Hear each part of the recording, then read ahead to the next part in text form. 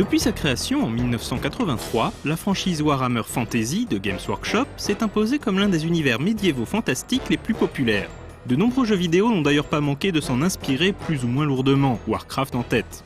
Pourtant, Warhammer et les différents jeux de plateau qui partagent son univers ont déjà fait l'objet de plusieurs adaptations directes sur consoles et ordinateurs, comme nous allons le voir dans cette émission.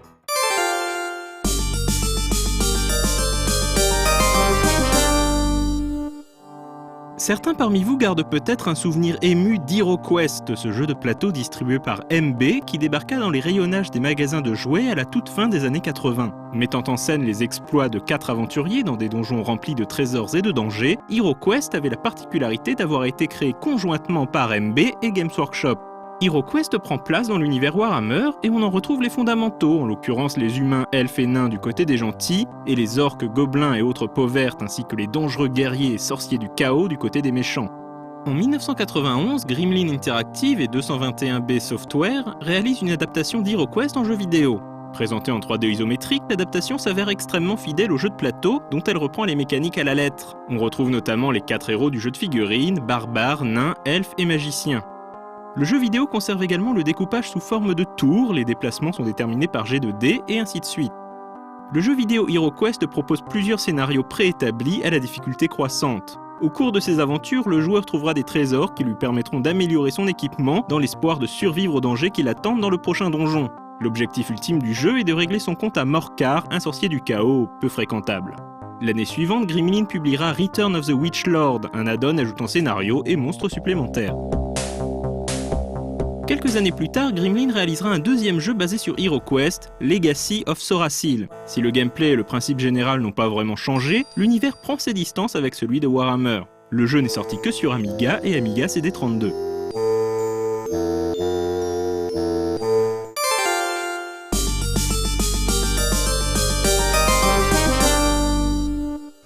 Blood Bowl est un autre jeu de plateau dérivé du wargame d'origine.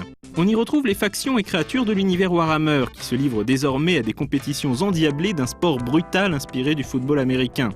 Dès 1995, des développeurs s'attaquèrent à une adaptation de Blood Bowl en jeu vidéo. Malheureusement, cette première tentative ne resta pas dans les annales. Mollassonne, triste visuellement et peu inspirée, elle ne parvient pas à capturer l'ambiance qui caractérise le jeu de plateau. Pour une fois, il est de circonstance de dire que l'essai n'a donc pas été transformé.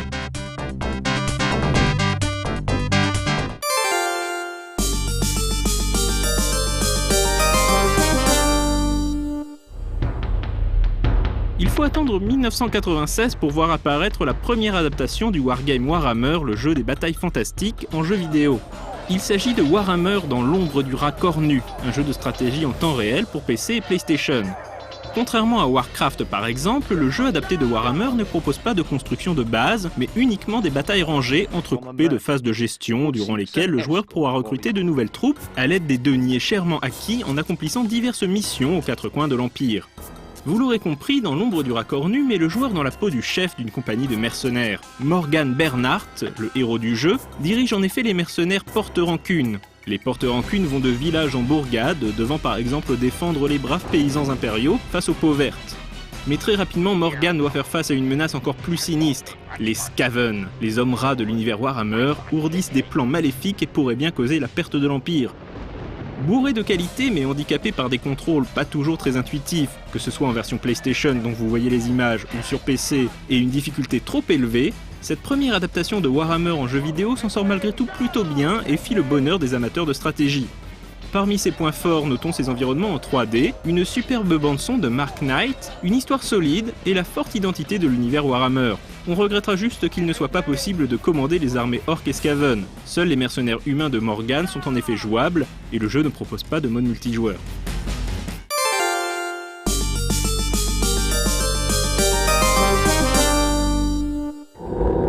2 ans plus tard, Mindscape retourne au front avec Warhammer Dark Omen. Suite directe de Warhammer dans l'ombre du rat cornu, Dark Omen place à nouveau le joueur à la tête des porte-rancunes, cette fois-ci confronté à un fléau mort-vivant venu des lointains déserts de Khemri.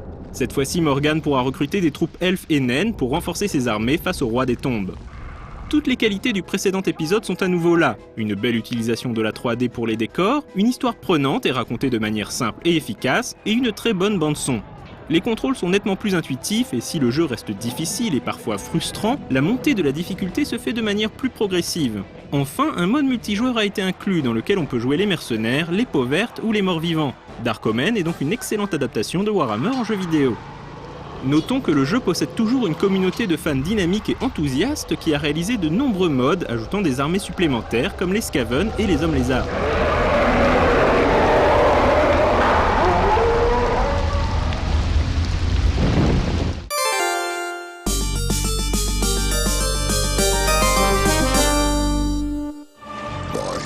Impossible de ne pas mentionner dans ce Retro & Magic la première tentative de produire un MMORPG basé sur l'univers Warhammer.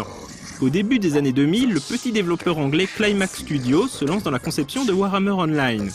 Très ambitieux, le projet fut finalement annulé en 2004, le studio n'ayant pu trouver les 30 millions de dollars nécessaires à la réalisation du jeu. Il n'en reste que quelques trailers qui promettaient un univers particulièrement sombre.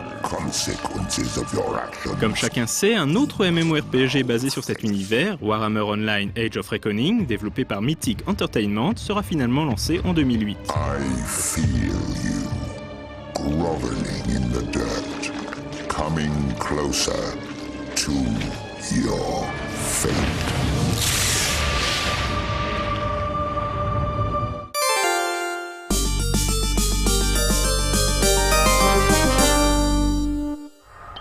D'autres adaptations vidéoludiques de la franchise Warhammer virent le jour durant les années qui suivirent, comme le RTS Warhammer Mark of Chaos ou le jeu de cartes Battle for Atluma sur PSP. Une adaptation sur tablette de Warhammer Quest, le descendant d'HeroQuest, a récemment été annoncée pour une sortie courant 2013. Mais Warhammer, ce n'est pas que de la fantasy, c'est aussi un univers de science-fiction, Warhammer 40 000, qui a lui aussi généré son lot d'adaptations en jeux vidéo. Ce sera le sujet du prochain épisode de Retro & Magic.